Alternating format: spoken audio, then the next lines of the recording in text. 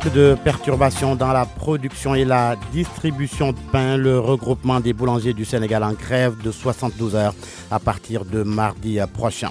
Les nombreux accidents de la route et leur lot de morts, la recrudescence fâche le ministre des Transports qui brandit le bâton. Omar Youm pointe du doigt l'indiscipline des chauffeurs et engage les forces de l'ordre à sanctionner davantage.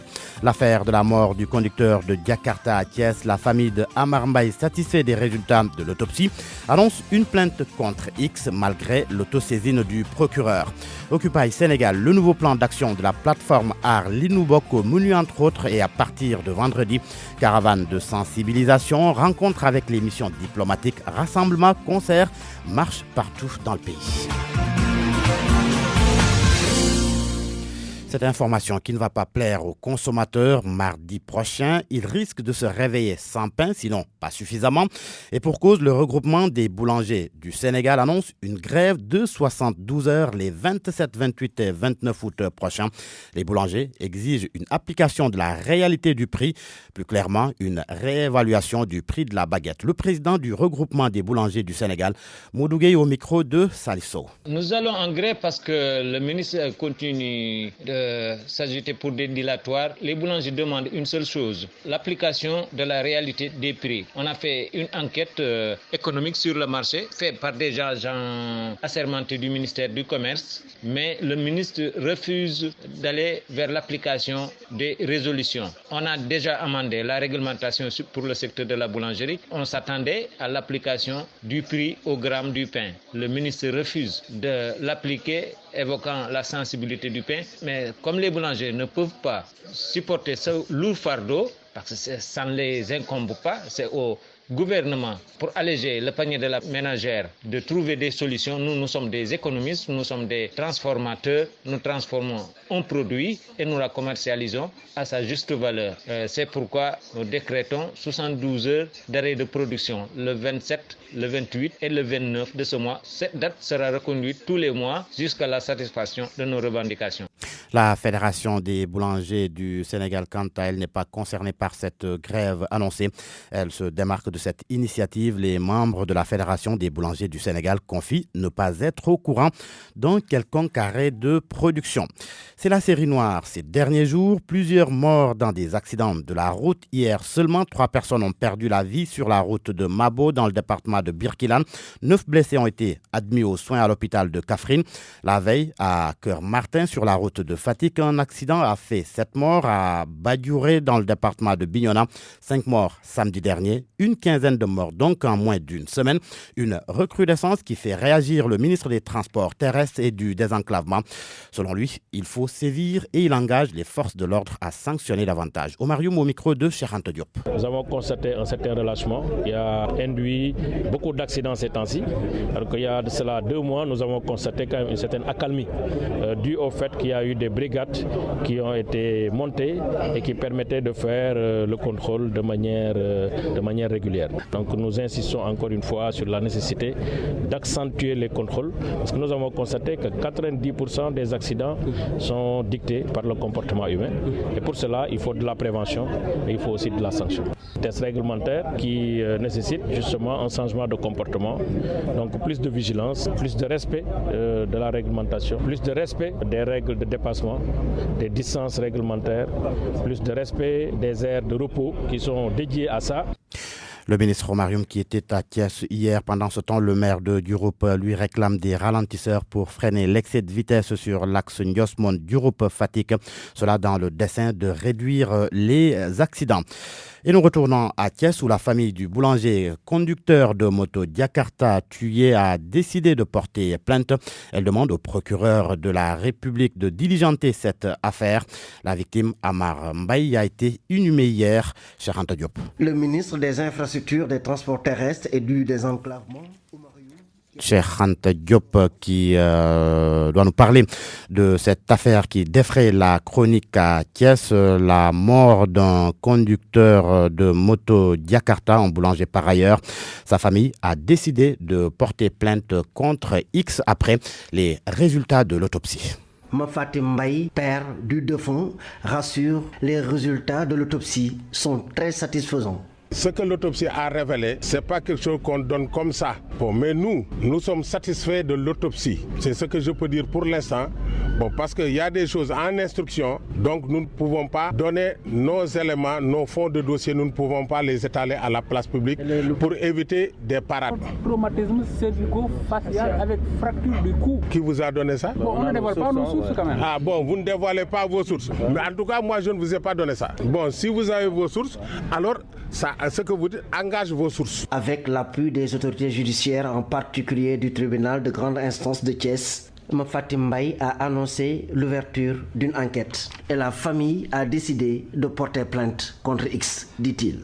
Et le procureur s'est autosaisi? Le procureur s'est autosaisi. Il nous l'a dit, répété tout à l'heure à son bureau. On a entamé l'enquête, c'est tout. Nous allons porter plainte contre X. Un policier serait mêlé à cette affaire? Ça, je ne saurais le dire. Amar Mbaye, accompagné ici par ses parents, ses amis et les conducteurs de taxi moto Jakarta de Thiès jusqu'à sa dernière demeure.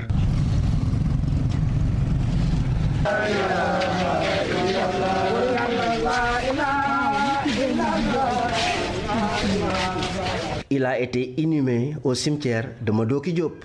RFM Thiès, Cheikh Anta Diop.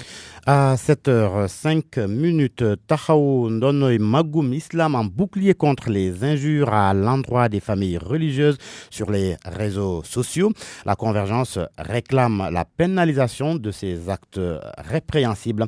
Une marche pacifique de dénonciation est d'ailleurs prévue vendredi prochain. Tahaou Ndonoy Magoum Islam était en conférence de presse. Le compte-rendu de Abdoulaye Diop. La Convergence Tahaou Ndonoy Magoum l'Islam dénonce avec la dernière énergie la diffusion répétitive de fichiers audio irrespectueux contre les autorités religieuses et réclame une loi répressive contre les auteurs. Mamartar Gueye est le chargé de communication. Serigne Modou Mbacké Bara Dolly qui a déjà anticipé. Il a contacté un certain nombre de députés qui sont disposés à se constituer en groupe pour déposer une proposition individuelle de loi portant pénalisation des injures et des outrages contre les icônes des grandes confréries de ce pays. La brigade cybercriminalité va être saisie pour identifier les auteurs des audios selon la Convergence. Nous tenons à la disposition de l'État du Sénégal un certain nombre d'échantillons pour permettre essentiellement à la brigade de cybercriminalité de faire les recherches nécessaires pour pouvoir identifier, traquer et arrêter les auteurs de ces audios insultants. Une marche de protestation et de prévention va aussi se tenir ce vendredi. Nous allons descendre sur le terrain vendredi le 23 pour inviter l'État du Sénégal à ne pas laisser se perpétuer impunément de telles dérives qui sont susceptibles d'encourager certaines déplorables répliques, voire même des représailles, tant il est vrai que les croyants ne sont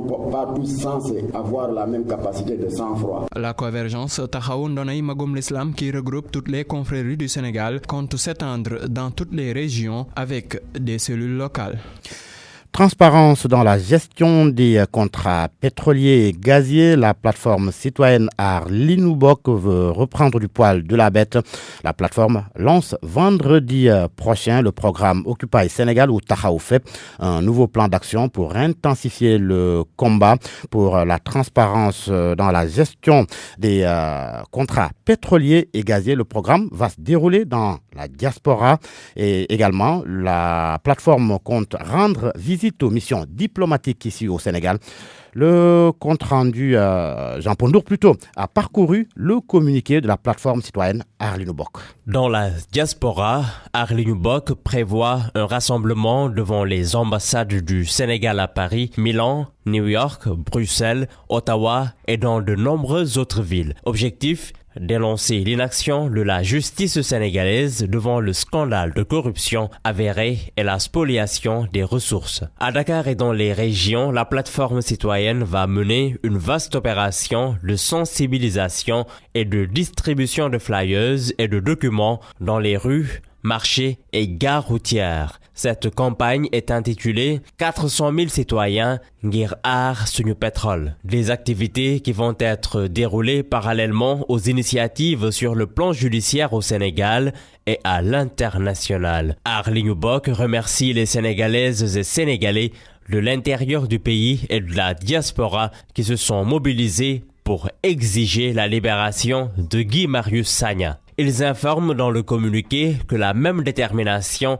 va être maintenue pour exiger aussi la libération du journaliste Adama Gaye, détenu pour avoir exprimé son opinion sur la gestion nébuleuse du pétrole et du gaz. Et pour terminer, Babacar, notez cette conférence de presse ce matin du collectif des organisations de la société civile pour les élections. C'est pour présenter son recueil de contributions sur le parrainage électoral. Georges Déthié Diop, le journal 7h10, les titres sport, Youssouf Bodjon. Les Jeux africains 2019 en football, deuxième sortie du Sénégal en junior. Le Sénégal qui affronte le Ghana à 16h cet après-midi. L'équipe U20 du Sénégal avait fait match nul avec le Mali 0-0. C'était samedi. Navétane, les phases nationales ont démarré hier à Louga. Le réveil de Kaolack, champion en titre, battu d'entrée par Artillerie de Louga 1-0. Le président de l'ORCAV qui appelle au fair play et à la mobilisation. Et puis handball CAN U20, début de la préparation pour les Lionciels. Demain jeudi à Thiès, 16 joueuses convoquées par le sélectionneur Lamine Dawa. Youssouf Bodjon, merci. Bonjour Maïsi Dibaye.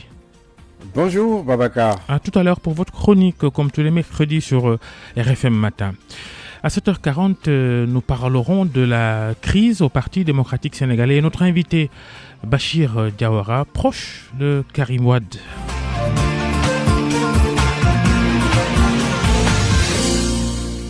7h11. Bon début de journée à tous. RFM Matin, la culture, le rendez-vous avec Anna Rocha. Bonjour à tous. La Fédération africaine sur l'art photographique prépare la prochaine biennale de l'art africain contemporain de Dakar.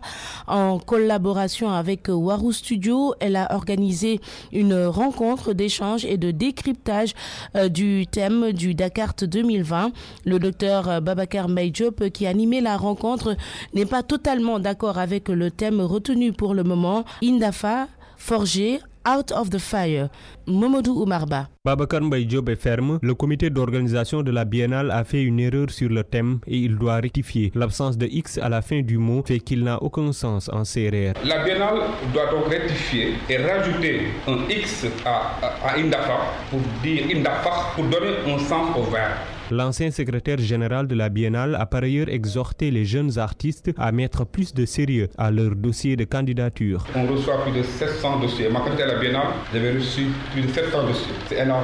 Vous imaginez l'effort qui est consenti du matin au soir et nous on y reste jusqu'à 4h du matin. Et donc, si l'image est mauvaise, on met de côté. On ne regarde même pas. Il faut la qualité esthétique et plastique. Ces genres de rencontres sont toujours bénéfiques d'après Mamadou Gomis, président de la Fédération africaine sur l'art photographique. L'objectif de ces rencontres, nouer des relations fraternelles entre artistes, parce qu'il nous faut des creuses d'échange. Ces creuses d'échange nous permettent de se connaître et de parler de notre métier que nous partageons. L'appel à candidature pour l'exposition internationale de la Biennale de Dakar est ouvert du 1er juillet au 15 septembre 2019 à tous les artistes africains et de la diaspora. Nous avons joint un des responsables de la Biennale de Dakar. Il estime que ce n'est pas un débat, c'est un projet artistique proposé par un laboratoire d'idées. Le prochain Dakar devrait se tenir du 28 mai au 28 juin 2020. Direction Saint-Louis, la ville d'art devrait s'ouvrir davantage aux artistes, écrivains et autres acteurs culturels de Saint-Louis et environ. C'est la conviction de Louis Camara, ancien lauréat du prix du président de la République pour les lettres avec son livre Le choix de Lori. Il s'exprime au micro de Mohamed Nabissila. Il s'agit de faire venir des artistes de tous les domaines, venir prendre un peu de recul dans la villa et les mettre dans des conditions de création d'œuvres artistiques. C'est une retraite, je dirais, intellectuelle et artistique qui est offerte à des artistes qui postulent d'ailleurs et qui donc trouvent dans l'espace saint-louisien un lieu favorable à l'inspiration créatrice qui leur permet, parce qu'au bout du séjour, l'idée c'est de produire une ébauche d'œuvre. C'est-à-dire que là, il y a la possibilité de créer des espaces d'échange avec les locaux. Voilà, merci d'avoir suivi et à demain pour une nouvelle chronique culture dans RFM Matin. Anna Rocha, merci RFM Matin, 7h14. RFM Matin, RFM Matin, l'émission qui réveille le Sénégal. Et la chronique de Mbaye Sidimbaye. Plus nous brassons le bonheur de vivre, plus nous sommes demandeurs de sécurité. pour notre patrimoine, pour notre famille, notre réputation, mais surtout pour notre modeste personne. Les vrais changements chez l'homme commencent par le bonnet. Oui, vous avez compris, c'est d'abord dans la tête et sur la tête que s'opère la première mutation. Envie d'un chapeau ou de forme, d'une chicha, genre grand chef, d'un bonnet marocain élégant à souhait, style Serigne Pape Malick Sy, ou alors carrément le crâne rasé complètement, sans le moindre fil blanc. Là, il y a une astuce. Le nombre exponentiel de crânes rasés, souvent brillant de noir, pour la galerie, sans la supercherie, comme si l'on pouvait, rien que d'un coup de rasoir et d'un pinceau, ramener les jeunes années et reléguer à plus tard sa vieillesse en cours. Coup de bluff que tout cela. On doit se convaincre qu'on peut être beau dans sa tête, rien que pour soi, et laisser l'humanité entière indifférente parce qu'elle a d'autres chats à fouetter. La chronique de Mbaye Sidi Mbaye, merci. Rebonjour Babacar, bonjour à tous. Wade encore et toujours dans le remaniement de son parti.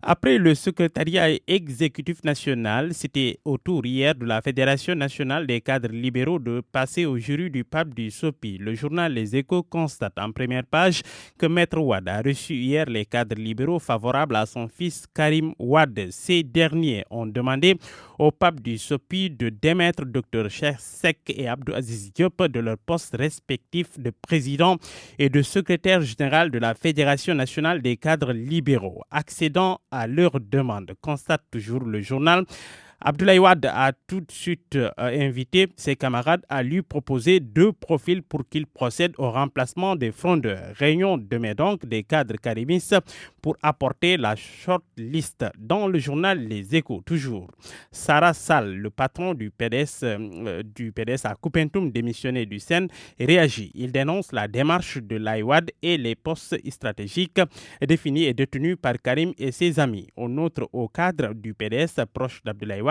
s'exprimant sous le sceau de l'anonymat, informe que tout cela relève d'une stratégie savamment orchestrée pour débarquer ceux qui sont plutôt capables de faire de l'ombre à Wade fils. Maître Wade a porté son choix sur Baragaï parce qu'il est proche de Karim, mais surtout manipulable. Oumar Sarr ne faisait plus l'affaire, mais aux yeux de Sud Quotidien, Abdoulaye Wade est logique avec lui-même. En mettant en pole position Karim et ses proches au détriment de certains ténors du PDS, l'ancien président de la République, dans sa décision de remanier le secrétariat national du PDS, reste constant dans sa démarche. De la nomination de son fils comme ministre du Ciel et de la Terre en 2009 à la réorganisation récente opérée dans le parti, en passant par le fameux poste de vice-président élu sur la base d'un ticket, le fameux ticket poste de vice-président élu sur la base d'un ticket, sans oublier la candidature forcée à la dernière présidentielle de Karim. Les manœuvres de Wade père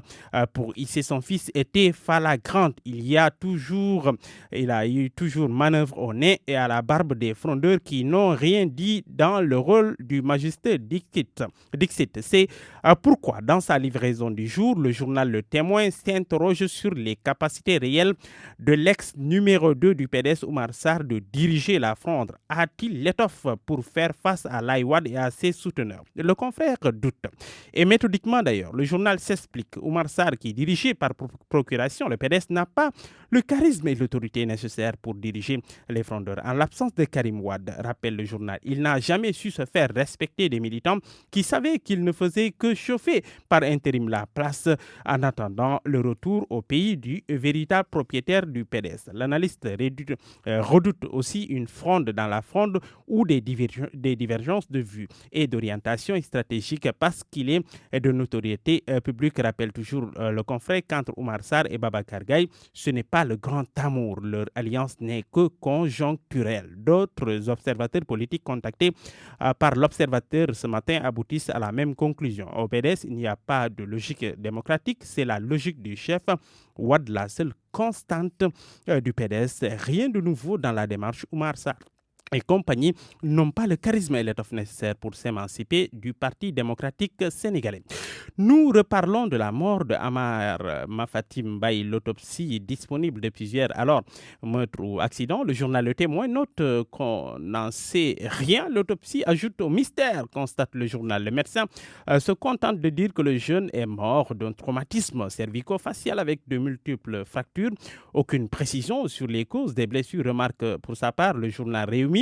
Le journal LAS voit autre, lui, selon le confrère, l'autopsie en question blanchit bel et bien El Capo. Les blessures sur le corps de la victime se trouvent quasiment sur tout le corps de la victime au niveau de la zone située entre le visage et les genoux.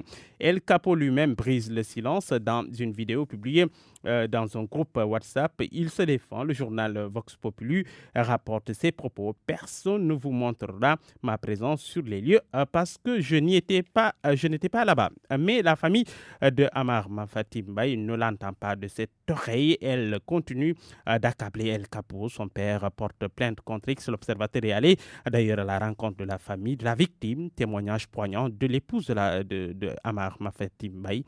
C'est le pire cauchemar, dit-il, de ma vie. Amar était tout pour moi, un mari merveilleux. À la une du journal Les Échos, Babacar, les raisons politiciennes à l'origine de la non-publication du rapport 2017 de l'ARMP. C'est le journal Les Échos qui nous le dit. C'est parce que l'ARMP ne voulait pas exposer les cafards du régime à 2 mois de la présidentielle. L'affaire du pétrole et du gaz est venue corser la situation après la présidentielle. Le mandat du directeur général Sahernian à terme depuis 30 mois, rappelle encore le journal.